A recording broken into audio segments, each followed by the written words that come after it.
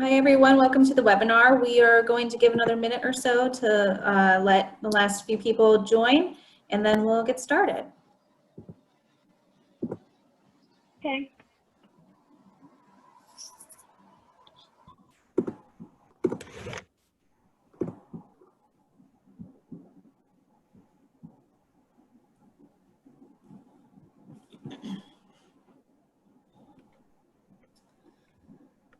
Okay, we're going to go ahead. Welcome to the Learning Ally College Success Program webinar. By the way, I have low vision, the pros and cons of self-identifying having low vision. We are going to kick it off. I am Katie Otaggio. I work for Learning Ally on the College Success Program as the Engagement Operations Manager.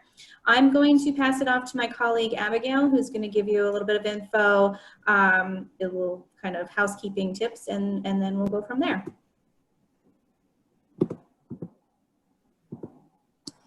Thanks, Katie. Hi, everyone. I'm Abigail Shaw, the Mentor Coordinator for the College Success Program.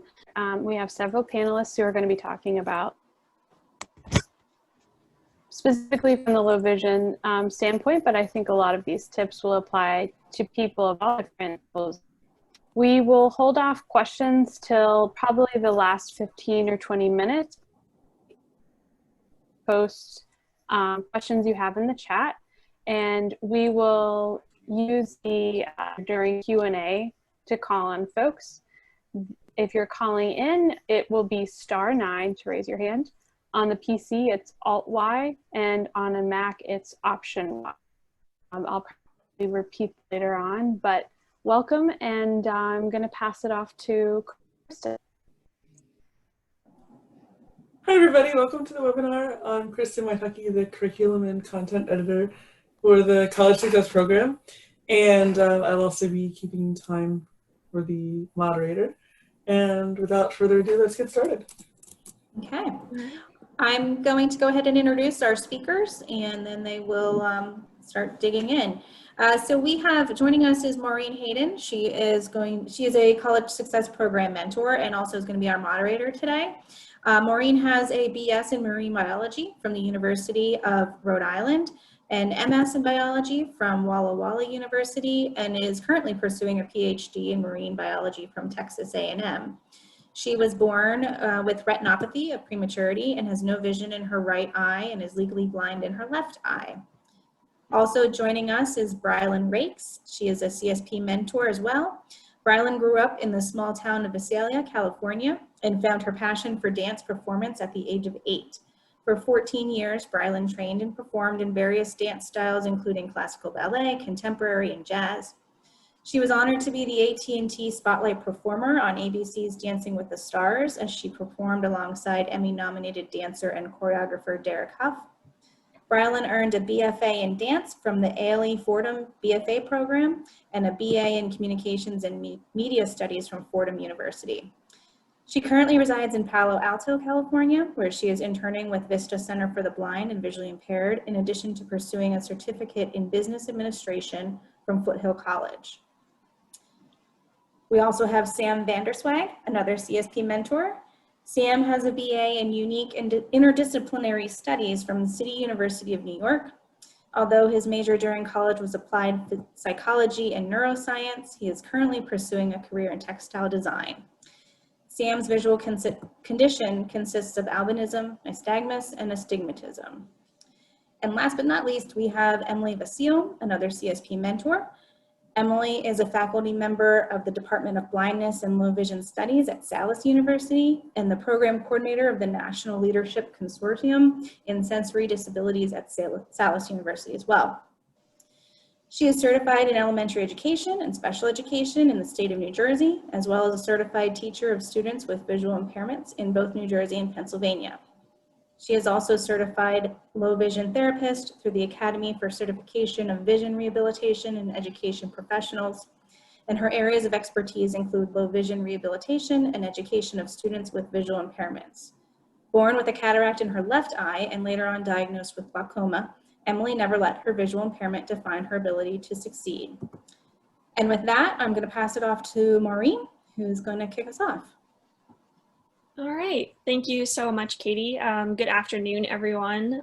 So glad you could join us for this webinar. So I think first off, we're just going to start with some stories from our mentors. So first off, I was wondering if one of our mentors could maybe describe a time in college when you chose to disclose your visual impairment early, and how did you feel that this experience maybe helped or hindered you as a student?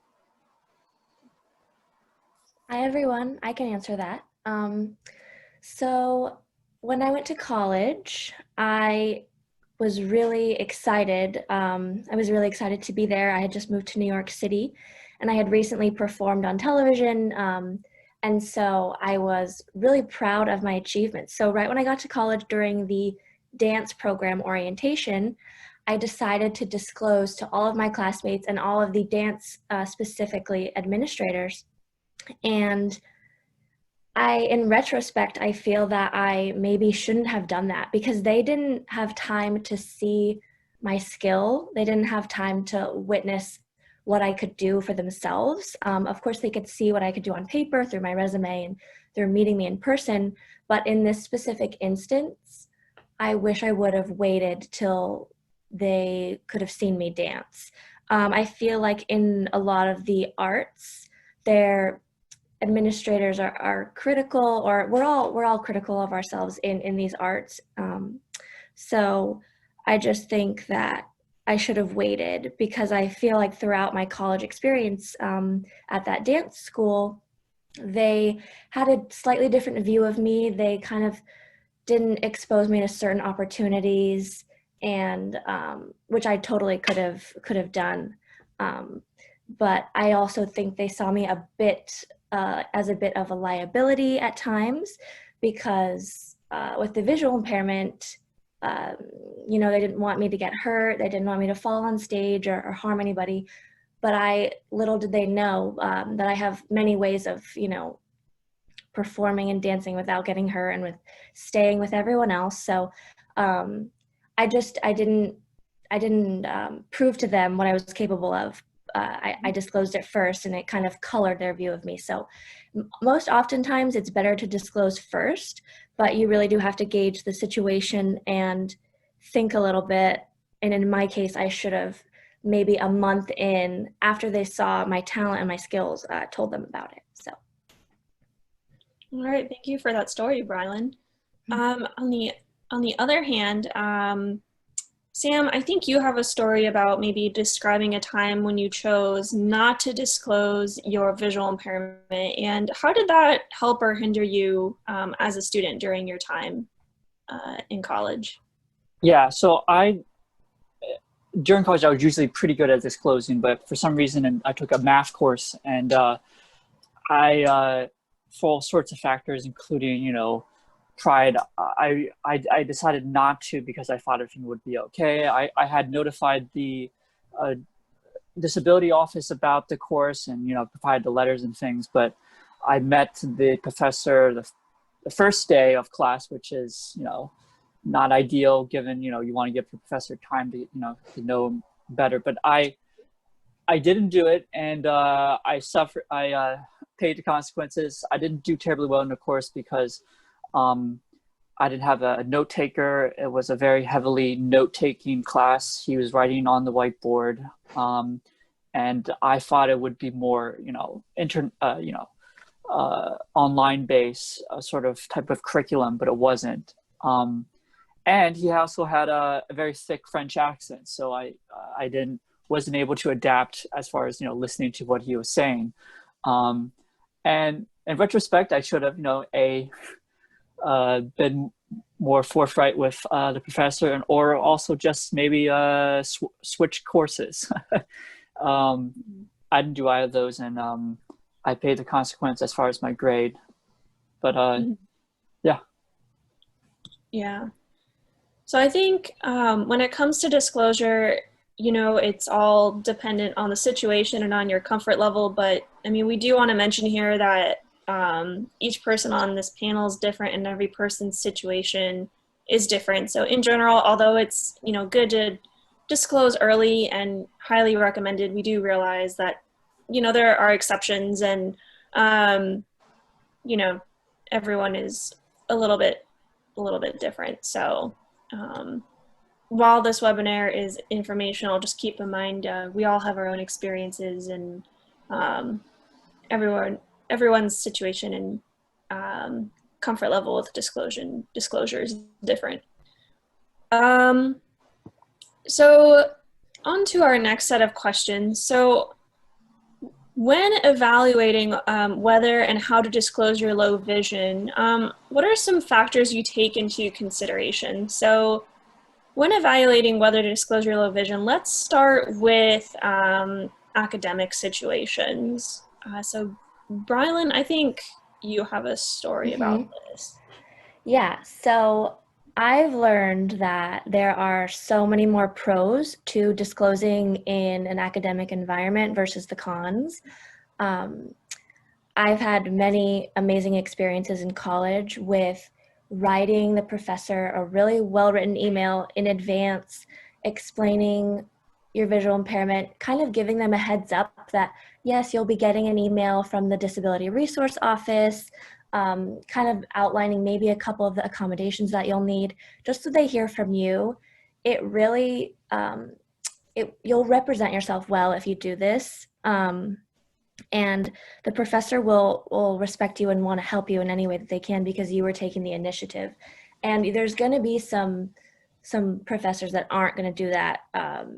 And if you don't click right away, and if they don't respond favorably to your email and it seems like it's not going to fit, just get out of that class immediately because it's not going to be the right fit for you. And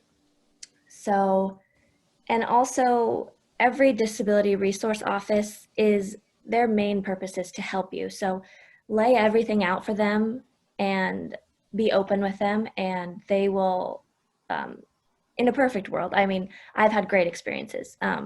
They will help you in any way that they can, and that's only going to help you in your academic career. So in academics, you always want to disclose because there are so many resources at your disposal. And they're just there to help you. So, and when you get that bad professor, don't think it's your fault. I think that just realize that they just aren't the right professor for you, and switch classes, try to figure out something else. But the more you do it in advance, the more you can figure these things out, and then you can get into a good class in a timely manner and be successful. Mm-hmm. So what I'm hearing, Brilynn, is frequent and consistent communication, not only with your professors, but with student disability services as well. And even sometimes if you do get a professor who is being a little bit difficult, if for some reason changing a class isn't an option, remember, like Brilynn said, student disability services is there to help you. And odds are they've probably worked with this particular professor before. They're probably well aware of the situation, and they can help you navigate those kinds of circumstances should they arise. So transitioning from academics, I know a lot of us in undergrad sometimes have opportunities to enter into the professional world, whether it be working an on-campus job or working as an undergraduate research assistant. So I was wondering, Emily, if you had some advice on when to disclose your vision as far as professional situations. Sure. So it's one of those things I think that can be a little tricky. I think the first thing you need to feel out your employer. When my first job, fresh out of graduate school, I chose to disclose. And right away, I felt like it put kind of a negative lens on me as a professional, because I felt that my employer was then questioning whether or not I was capable of doing my job, because I needed support when I was supposed to be supporting a student. I was a TBI. And so I think right off the bat, it kind of set me up to have kind of a sour relationship with the district that I was working with. However, in my position that I'm in now, I did disclose from the beginning but I'm also working in a department of blindness and low vision studies. So I think the fact that they already had that background knowledge and they already knew, I think, a lot of the tools and the equipment and the software that I needed, approached it from a much more understanding and supportive lens than the district, who really did not know anything about educating students with visual impairments. So I think from a professional standpoint, whatever job you end up going into, I think sit with yourself for a little bit and ask yourself, am I capable of doing this job without my Zoom text, without extended time, if it's assignment, paper writing or something like that. Like, really ask yourself, what are the tasks that I'm being asked to perform, and do I need accommodations in order to do that successfully? If the answer is no, then maybe feel it out for a little bit. Maybe work there for your 90-day period, and at your 90-day evaluation, maybe then choose to disclose with your supervisor. Once you've already built that relationship, and they know you and you know them, you could choose to disclose then. So it's really kind of a touch and go thing, I think, from my perspective. Having disclosed both times and one not working out so well, it was a lesson learned, but it didn't keep me from disclosing, because I knew that I needed certain software and materials in order to be successful at my job. Right. Okay. And so I think kind of transitioning from that then, like when we're at our jobs, when we're at school, even when we're at college, hopefully we aren't just doing academics, we're participating in when we can do face-to-face club socials and sports again, hopefully soon. What advice do you have on disclosing your vision or when not to disclose in social settings, Emily? It's been interesting for me in social settings. Sometimes it's obvious because I do use a mobility cane. I only started within the last 5 years, but I also drive. So it's been a little complicated sometimes with friends who I already know and have a relationship with. It's a little bit easier. But back when I was still dating, that was a little tricky to navigate. And because I did a lot of dating online, so I thought, okay, I'm not going to disclose right away. I'd rather have somebody read my profile and get to know me and talk to me. But in some of my pictures, I don't know if you can tell now, but not only do I have 2 different colored eyes, but my left eye tends to drift a lot. So when you look at me, sometimes you can see that there is something visibly different. So I've had people say things like, "What's up with your eyes?" Obviously not a kind way to ask about a visible difference. And then in that case, I did explain why my eyes look different than typical eyes do. But I think that's also kind of a preference about when to disclose with your friends versus strangers versus I guess anybody. But I've always kind of approached it as, even when I do disclose, let me use this as a moment to, coming from the assistant professor, let me use this as a teachable moment with my friends or my strangers to let them know about people with low vision, that people with low vision may not consider themselves blind, and really kind of give them a little bit of education of, yes, I do use a cane, but I can also still drive legally. I passed the driver's test just like you did. So it's interesting. I don't know if Brilynn or Sam or Maureen have any other thoughts you guys want to add, but that's been my experience with disclosing. Brilynn or Sam, do you have anything you want to add?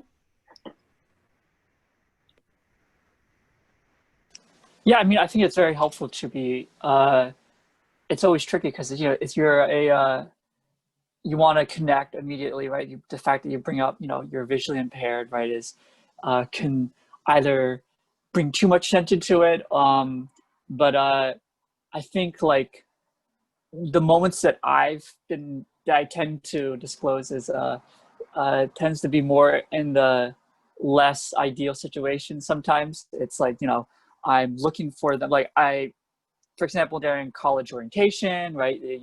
You met someone, right, during maybe the commencements, right? And you sat next to each other, and then like you don't really have the time to disclose then, but like when you in orientation, you want to connect with a group, right? It's very hard to scan the room, and or when you want to meet someone at the bar, yeah, you can either get there first, or you know, you can tell them when you had, you know, time struggling to find them. Oftentimes, like, you know, when I'm Miss Rich, I say, you know, call my name. You know, that's a good way of for me to find you immediately. But one thing that doesn't help is like over here. That doesn't that does nothing, because that's no indication of if they're calling you or not, or friends saying I'm parked outside, and you're like, yeah. which one is your car? They're all gray. Yeah. I find it always funny because I'm completely colorblind, so someone will be like, "Oh, the blue one. Oh, you know, the orange one." And I'm like, I have no idea. And sometimes, like a couple weeks ago, you know, with all the masks, my dentist wanted to give me a new mask, and she was like, "Oh, the blue one there." So I like reached in a big drawer of masks, and I pulled out the wrong color, and it turned out to be like this really fancy like surgical mask. She did not intend to give me that mask, but I just didn't. I didn't feel like explaining my visual impairment, so I just took the mask. And like sometimes you just gotta let it like slide off your back if something awkward comes up, and you don't feel like talking about it. Just realize that it doesn't really matter. Like she's not sitting at home being like, oh, that girl like took the wrong color. Like, did she know? I don't know. You know, it's just little things happen all the time, and you kind of get a thick skin, and you realize that, you know, you can disclose, or you can just kind of let it go and move on if situation is uncomfortable. The number of times I've walked into wet floor signs is kind of ridiculous at this point. Oh yeah. Oh my gosh. Yeah. All right. It's okay. The poor janitors know at this point. So what are some ways you've made your visual impairment easier for people without that experience to kind of understand kind of what does your world look like? I can go first. Who wants to start? Sure,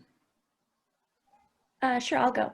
So like I said, I'm colorblind, so I tell people that I see in grayscale what they would know as grayscale, so no color, and I try to give them a context of what I see and just try to explain it. I have my little punchlines that I use over and over to help explain that I've developed over the years that are really good.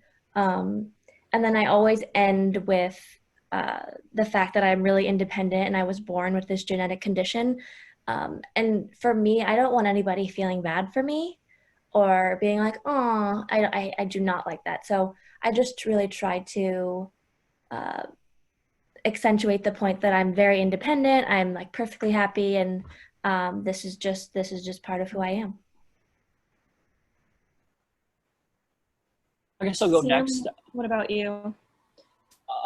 So I like to be, when people like to ask me what it's like to be visually impaired, right? I like to say more than just, you know, it's vision loss. I like to point to, you know, artwork, you know, ones that are abstract, and say that, hey, I can see this type of detail from 10 feet away. Or there's also some great online resources that can help, you know, video resources that can help illustrate or simulate what it is to have, you know, different types of visual conditions, you know, such as, you know, glaucoma, RP.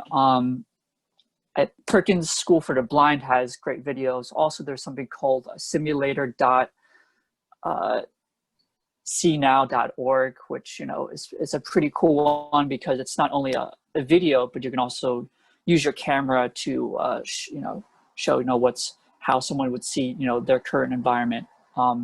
Yeah, but I like to, say that it's more than just not, seeing a certain amount. It's more, layered, I guess. Mm-hmm. What about you, Emily? I've actually, in listening to both Brilynn and Sam, I feel like I've used both of, I relate to both of those. I actually have used, Sam, with like describing paintings to people. I always say, like, if I cover my right eye, which is my better eye, everything looks like a Monet painting to me. Oh, that's like great. It's all like just like pixelated, and George Seurat, which Yes. is like Sunday in the Park with George, what's all like pointillism. Oh yes, absolutely. So I always think it's really cool because I'm really into art. So I was like, oh, this is what it looks like. And I've always thought, I'm like, wouldn't it be cool if I like covered my right eye and then like tried to paint something with the vision in my left eye? I'm like, maybe that could really give people like an exact picture. I'm like, look, I just painted this for you. This is what I saw. But yeah, no, I definitely relate with the art and the painting stuff as well. In my field and in graduate school, we actually have like simulators, which are goggles that have different different circles in them, so you can like make them dark, make them light, kind of fog them over. So that helps with like experiencing like field of view or less like central vision or things like that. But what I used to do in high school is, and what I did actually early in college was, before I even knew that those goggles existed, I made my own simulators for like students or friends, or I think I did for my mom at one point. And I took a pair of glasses, like really high prescription reading glasses from the dollar store, and I painted the lens with clear nail polish. And like Vaseline, and I was like, this is what I see out of my left eye. And she was like, oh, okay. So yeah, that's cool. It's like, you got to be creative, I think, sometimes in describing it to people, but like if you can give them a hands-on experience, I've always found that to be really helpful. Definitely. Because if people don't know Seurat and Monet, that's going to mean nothing to them. Right. Yeah. And I think more than anything, over time, we can try to describe as much as we want, but I think Brilynn brought something up really important at the beginning of this session is, once people see your abilities, I think my friends, like, what I see doesn't matter to them as much as like my ability to navigate. And like it gets to the point where they don't even remember that I don't see well, and we go to like restaurants with a billboard menu, and I'm like, can you help me read it, please? I'm always in search of the paper menu. Like, give me that paper menu everywhere. Like, where is it? I hate those menus as well. Yeah. So what advice would you all give about discussing low vision with a professor? Emily, I think you had a good story about this. Yeah. So I mean, being in an education environment as a student, but now also in it as an assistant professor, I've been able to participate in both sides, and I see both sides.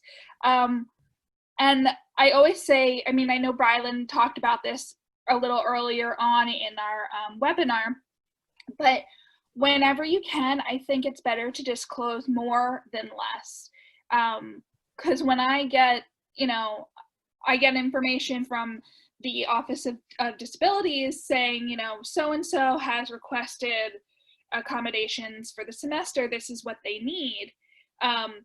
Then I will reach out sometimes to the student and say, I received this letter. Is there anything else? Like, and talk about it with them, because I think it's really important for me as the professor to know, what do I need to give you or provide to you to help you succeed in this class? Some people might think you have, being professors out there who just want to fail people. Generally, no. If you went into this position or this career because you like teaching, you really want to see your students succeed.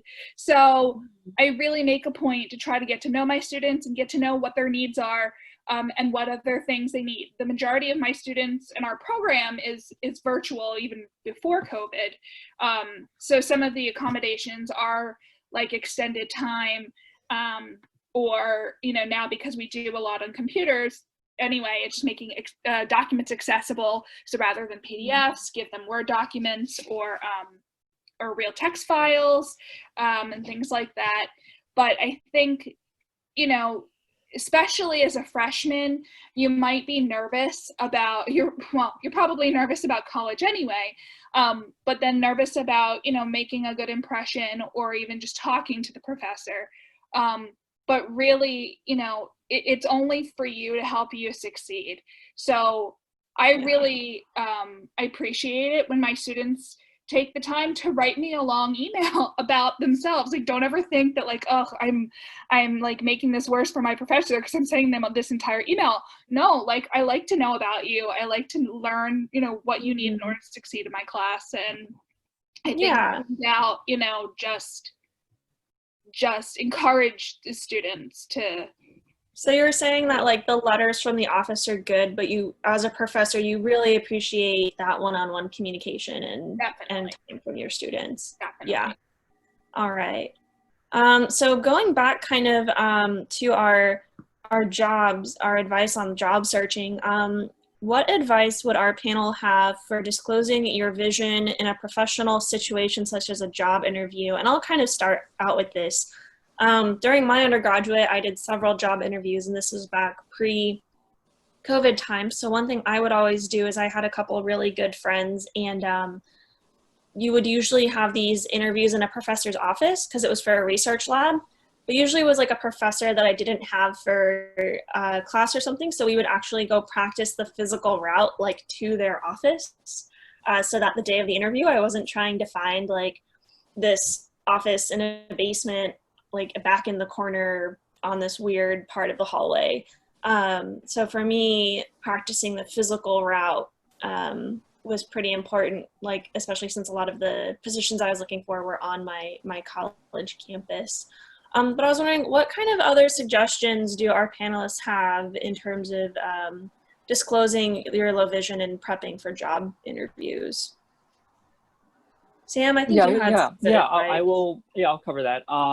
Yeah, I think it's, especially during, you know, this uncertain time of the pandemic, I think it's important to prep the technical parts before, you know, you sign on to, you know, that Zoom or whatever platform you use, Google Hello or something. I think it's important to go through the drill of not only the questions, but, you know, signing on with a friend and, you know, making sure that everything's in check, such as the camera angle, the microphone's working, and like your outfit you're going to wear, whether, you know, it's, you want to just have all those things in order. In addition to like prepping for the questions, it's sort of like, you know, going through the virtual tour of before the actual interview, so that you want to have a very solid impression, especially through this very awkward platform. So yeah. I'll just add a tiny thing, like I was not comfortable on Zoom, like on the video like I am now a couple months ago, but I had a class online via Zoom, and, you know, we're joining more webinars, we're doing this. So this isn't going away. So I think we can all, it's safe to say we should all get really comfortable on camera and talking into our computers, into that little light on our screen, because it's not going anywhere. And I know that with practice, you just get more comfortable, because I was not comfortable a couple months ago, but I'm much more comfortable now. So I just think it's good to practice. Mm-hmm. And I know one thing that our panelists wanted to remind everyone of is that if you are low vision or blind, when you do go for a job interview, one thing to remind everyone about is that the interviewer cannot ask you about your vision. So you need to be the person to choose if it is appropriate to disclose or not during that interview process. But remember, you are in control when it comes to disclosing your vision during a job interview. Maureen, can I just add something too? This is Emily. Of course, Emily. That is also true in academia. As a professor, if I know that my student is enrolling in another class that my colleague is teaching, I legally cannot say to my colleague, hey, so-and-so's in your class, they have a visual impairment. It's the responsibility of the student to be able to go directly to that professor and say it to them as well. So that same liability crosses over in academia as well. Correct. And I would also add that even when the interviewer does bring it up, I think it's best to give some grace and to because you know you want that job and you want to demonstrate that, hey, you're right. I have this cane, or I'm looking too close at, you know, whatever you're handing me. But my competency and skills and my skills to adapt to any environment or any task given to me, you want to demonstrate that with, you know, things that with, you know, the activities or accomplishments that you have achieved up to that point, and either reporting to the resume or saying, hey, it doesn't, whether or not I'm visually impaired is irrelevant, and you just want to demonstrate that if it is brought up. Mm-hmm. Yeah, definitely.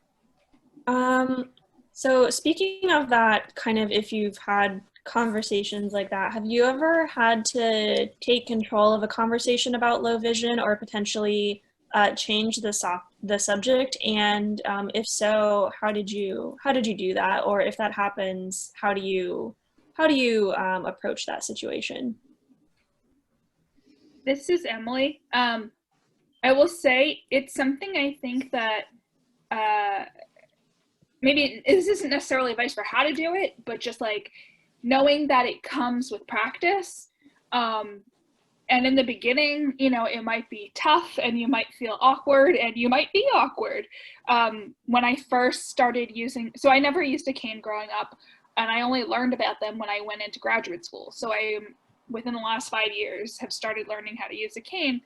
And I was out with friends from high school who I hadn't seen, this is a few years ago, in quite a long time, and we went out for ice cream.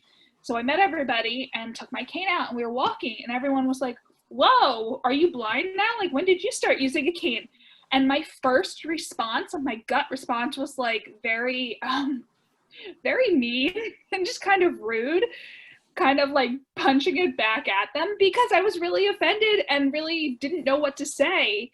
So I'm like, no, I'm not. But like, it was awkward, and I think about that a lot because these are my best friends, but I didn't know how to approach it. But now over time, it's gotten a lot easier to say, you know, to explain it to people. So just know that it's something that, like, as you keep doing it, it gets easier. But the first time was really awkward and painful for sure. Yeah, this is something I'm working on too, Emily, is approaching tough conversations with, what am I saying? Without emotions. So just like really thinking and taking your time I sometimes will jump into a response because I feel like it's necessary and I'm like all fired up or feeling overly emotional, but just like taking a step back and really thinking. My fiance's did a lot of neuroscience, and so he tells me about the hot and the cool system. So we need to access our cool system and just be like, just approach every awkward conversation or difficult conversation with professionalism and take your time. There's no rush. And so that's just my basic advice for if it's discussing your visual impairment in a situation that's difficult, or just any professional setting. I think that's just a good way to do it. Mm-hmm. For sure. Sam, do you have any advice? Have you ever had to talk about like your low vision or like change the topic of conversation? Yeah, and I'd say control of a conversation. Yeah, I mean, I think when people start talking about my, low vision and my visual impairment, it can get graining, right? It can it's not necessarily that I'm always offended by it, but they sort of talk about it like I'm sort of some sort of weird freak. And so I like to redirect the conversation by, talking about them, just saying, yes, this is part of my reality. This is, but what are struggles you have? Or what do you like to do? Or getting a conversation off me. And that's really good. I like that a lot. And saying, because in most parts people are kind of fascinated by it, and overly fascinated in it. Again, it just gets too much, and I want the attention off me, and that usually does the trick, because people move on very quickly, and they remember next time when I'm walking down the hall and I don't say hello. I don't recognize them, and then they realize I'm not snubbing them or anything. So yeah, it's I find that to be a helpful tactic. That's so funny. You bring up to me all the time. Oh, sorry. I was gonna say, you bring up a good point about the just answering their question. That reminds me of just little kids being an educator, and little kids will always want to know things, but the response is only answer what they're asking. No need to go into this full-on explanation of eye anatomy and how albinism occurred and all of that. You just said this is how it is, and then they'll be like, oh, okay, and then they move on to whatever. So sometimes I think we overthink this, being the people with low vision, that really maybe all they need is a really short, simple answer, but we're just so consumed with all the information we know that we feel like they need to know it too. Or sometimes, I know for me, people approach it with, sometimes they don't mean to, but with pity, oh gosh, I can't imagine a life without a car. And then I'm like, oh, well, I never have to pay gas or car insurance. So honestly, my Uber budget for the month is basically the same thing. And then they're like, oh, I never thought about it that way. And then we move on. Or if my friends drive me somewhere, I usually treat to coffee or lunch. So it's not there aren't ways that we adapt and work around things, right? But I always try to just be I don't know, sometimes humor, or I have students sometimes will be like, man, I'm as blind as a bat, I can't see that thing. And I'm like, oh, hey, me too. And then they're like, oh, I'm sorry. But yeah. So I think there's a couple ways to approach it. I know my preferred way is humor, or, just stating how I accomplish things. But I think that pretty much has all the questions that we have. So I think I'm going to turn it over to Katie to help moderate for our questions from our audience. Great. I'm going to actually turn that over to Abigail. Abigail? Okay. Yeah.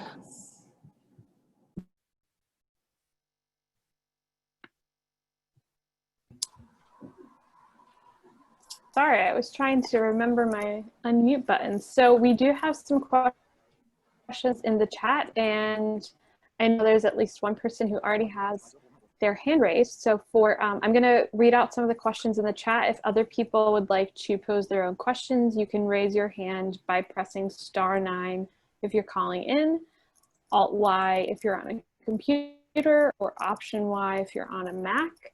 And we had one attendee, Vanessa, I think it is, who wanted to see how you all have kind of come to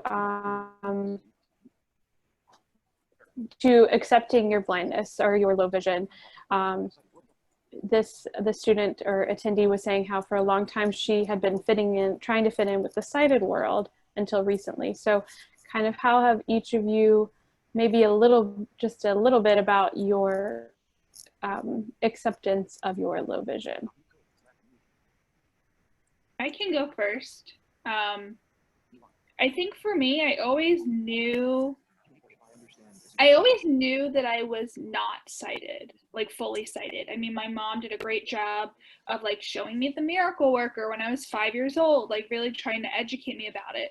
But then there were times where I was like, okay, I'm watching The Miracle Worker. This is a great movie, but I'm not blind like Helen Keller. Like I can see.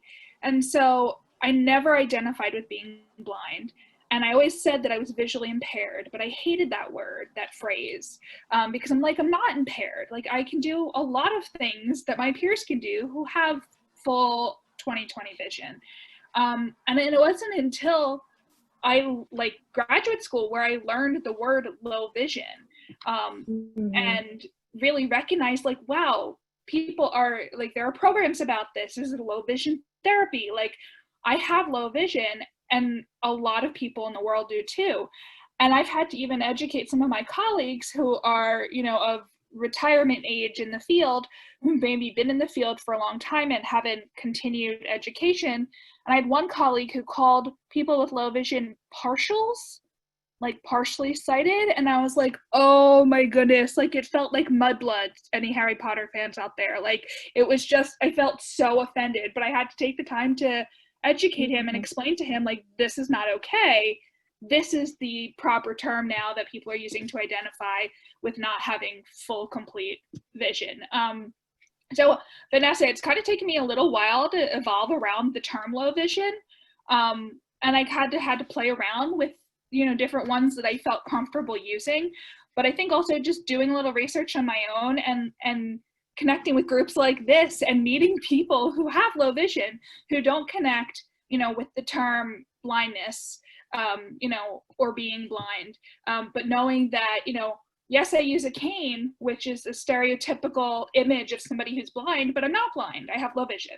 So, you know, it's something to kind of try on, you know, try it on and just play around with it. Play around with describing it to people, to your friends, to your family, and see how it feels. If I could jump in just to kind of add to that, you know, at the College Success Program, one of the things that we have is our mentors, which all of the panelists we have today are mentors. And I think that's a situation where that would be a great thing to talk through with a mentor. It's a great thing to, you know, when we connect with students with our mentors, we try to align them with things like, you know, where is your vision loss? What is it? You know, like, so that we have people that would be similar to, and maybe even the same type of vision loss that you would have. And you can always talk to them about, how did you handle it? What did you do? You know, just to kind of get that advice from that angle. So just throwing that out there, that's always an option as well. I was gonna say, I know for me, I was rebellious all like K through 12, even though my mom was a TVI. So I couldn't get away with anything. But I was still rebellious. I like had phases where I would write in really tiny handwriting, or like try not to wear my sunglasses outside or things like that, because I wanted to be like everyone else.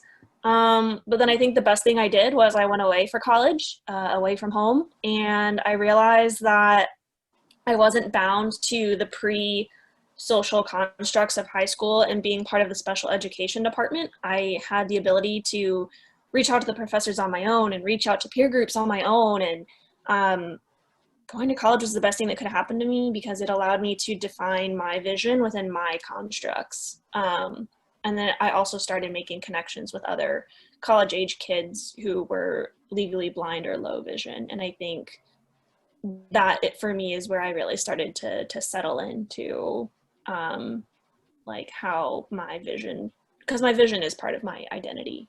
Right? It's as much a part of me as I am like a woman or a cat owner or a daughter or a sister. But I didn't really accept that until I left home for college. Awesome, thanks. We do have someone who's calling in with the area code 651 who has their hand raised. So if you want to unmute, *6 should unmute, and you're welcome to share your question.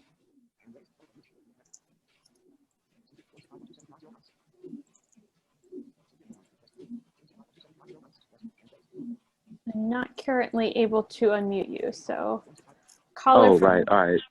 Oh, there you are, great. Yeah. So I guess my question is redundant now since I wanted to ask it earlier, but, you know, I was kind of stressing out that my mom signed me up for some low vision stuff since I am completely blind, so I was confused. But I'm glad I sticked around because I actually learned some useful stuff. Oh, I'm so glad. Oh, great. Yeah, we did want to create this webinar to specifically address the experiences of those with low vision, but I would completely agree with you as someone who does identify as blind that we still have a lot to gain from one another. So I'm glad you stuck it through it, even though mom signed you up without you knowing. So I'm going to move to Melanie posted a question in the chat about she's a high school student and she's in the process of applying to college. And she wanted to know if disclosing her visual impairment in her essays, if our panelists think that that could be a hindrance to her admission into college.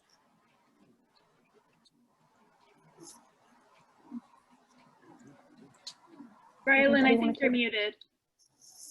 Whoops. Okay, sorry. I wrote about my visual impairment in my essays. It was a big part of them. So I think if it's something that would probably make you really unique and highlight what you have accomplished despite your low vision or vision impairment, whatever. I really do like the term low vision now versus visually impaired. I'm gonna stick with that. I've always just said I'm visually impaired, but I like low vision, so I'm keeping it. But anyway, I highly recommend writing about it. And yeah, stand by it. It's part of who you are, and you know, be proud of it because it makes you you and it makes you unique. So I wrote a ton of essays, and it was in all of them. So this is Kristen from the CSP. I had a teacher. I did not want to write about it as a high school student and being blind, and I had a teacher who was like, "You absolutely need to write about this in every single paper. You know, those people who do not know you will be so impressed." Because everything that you accomplished like is fine in itself, but like with a disability, they will not know what to think because they will most likely not have a disability. So you must write about it like you know, she couldn't make me, but she was very adamant, and I did. And I think that was a good thing, but I also can appreciate, because I remember being in high school and not wanting to mention it at all. Yeah, I think that both Brilynn and Kristen, I think that, like, you know, Melanie, like you're at the age where you're still learning about yourself, and I don't feel like I really identified with all of my, you know, labels and knew who I was until I hit my mid-20s. And so I feel like I'm trying to remember back to my admissions essays, and I think I might have mentioned it like very briefly, but nowhere near as in depth maybe as Brilynn had. But I think you need to maybe sit down and just like ask yourself, why do I want people to know about it? You know, why do I want to write about it in my admissions essays? Like, really think about how much do you identify with it? How much is it a part of your life? And why would you want college admissions officers to know about your low vision? So like, sit with it. I know it's a weird thing to just say, like, sit with the thought, but like, I don't know, it took me a long time to kind of like put together my admissions essays, and I did so many of them. And maybe try writing one where you talk all about it, and then try writing one where you don't talk about it at all, and see which one feels the most like you. Great. So I think we have time for one more question from Jillian, who has her hand raised. If you want to unmute, Jillian. Hi, can you hear me? Yes. Yeah, so my mom is sitting with me right now. She actually has the question, so. Hi, everybody. I'm Jillian. So my impression, so Jillian's a freshman. My impression was Freshman that in college. So. in college, yes. So my impression was that the admissions people, or maybe in college in general, they're looking for that diversity. And so people were very welcoming and interested, and that makes you unique and want to stand out. And, you know, Jillian did choose to write about her disability, or maybe that's not what you say anymore. Sorry, her low vision. But my question is more about jobs. You know, do employers have that perspective that we want diverse people in the workforce, or do they feel? I mean, the truth is that you know, Jillian does need extended time to finish or accomplish certain tasks, but then again, you know, she does them in her own way. Do employers have, I don't know, a bias against that? I mean, what have you all felt so far when it comes to employers? I've personally, in my experience, at least within the sciences, they're really pushing for diversity. But I've always told myself that although it's good to have diversity, I want to be hired for my skill set, not to fill a diversity quota, if that makes sense. Agreed.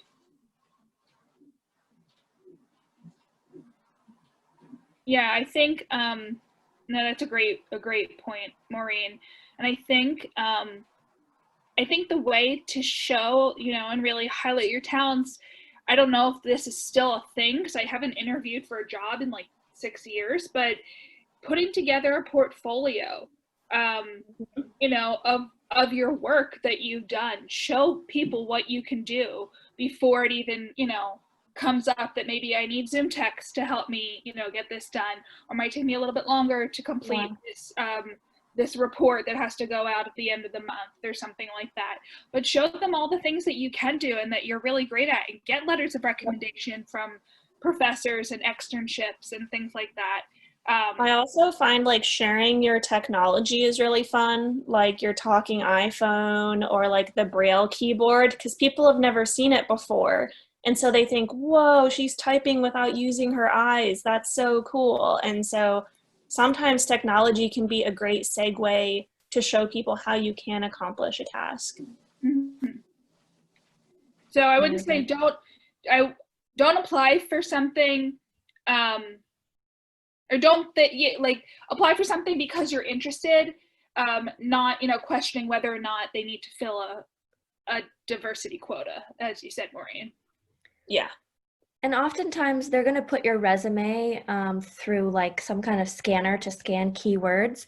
So they're not even going to see that you have low vision or any kind of visual impairment. They're just going to see all of your accomplishments on your resume. So just build that resume as much as you can and apply to stuff online.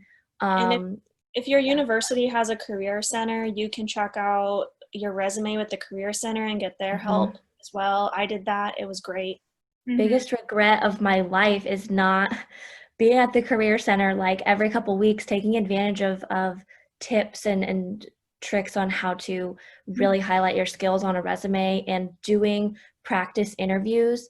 I actually did one, I think maybe it was with Learning Ally, but they're tricky and hard if you haven't practiced. So doing a couple practice interviews, because those are all like equally as important, your resume and your interview, than like, you know, anything else. Just making that good first impression. They're going to have faith in your ability and they're going to be confident. So you just want to make them feel like you're the one for the job, and they're not even going to, hopefully not even think about your vision. Great feedback from everybody. Well, thank you all of our panelists and Maureen for facilitating. If anyone has more questions about the College Success Program, Katie, what are the best ways for them to reach us? Yeah, sure. So the best way is probably you could email us. It's just csp@learningally.org. We also are on Facebook and Twitter, so you can just search for Learning Ally on there.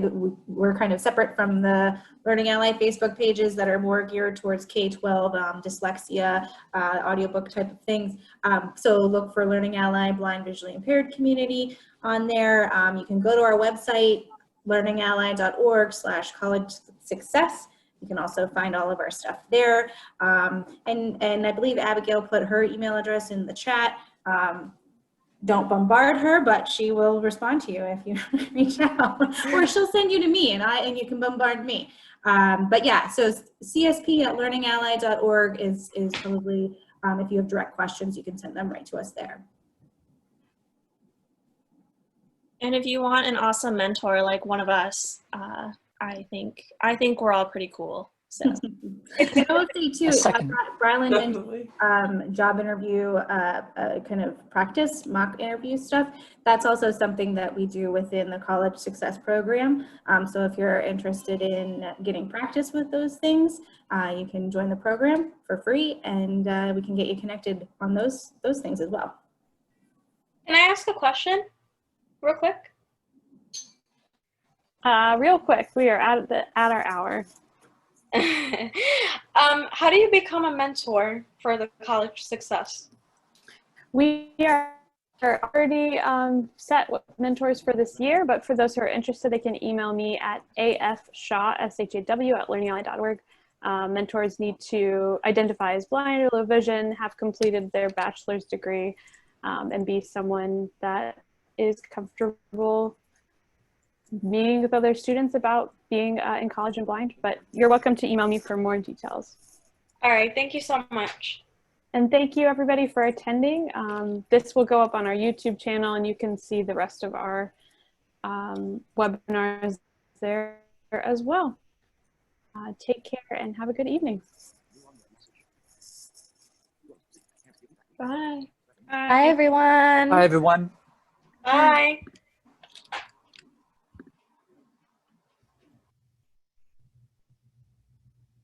Bye.